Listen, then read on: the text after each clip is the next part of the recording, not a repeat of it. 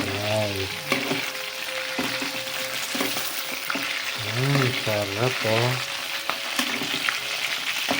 Sarap ng longganisa. Diba guys?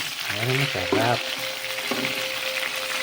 Try natin yan guys hanggang sa maluto siya.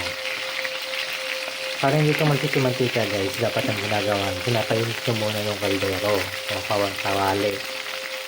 Ayan. Tapos painitin na rin yung mantika pag magluluto kayo mga prito. Para hindi ito malusik sa inyo yung mantika. Ganun lang ang sekreto nun guys.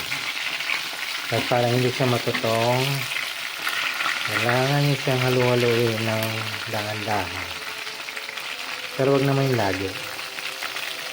Ayan. Para maluto yung ibang part.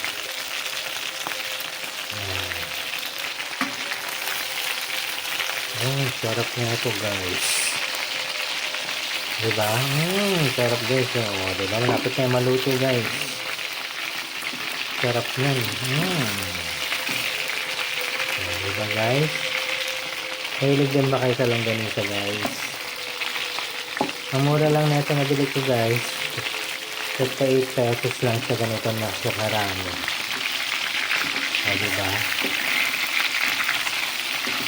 Sarap.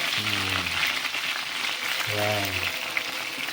Lapit na yung maluto pag ganyan. Mas maganda yung medyo tostado siya ng konti. Huwag lang yung sunog. Kasi hindi masarap pag sunog. Ayan.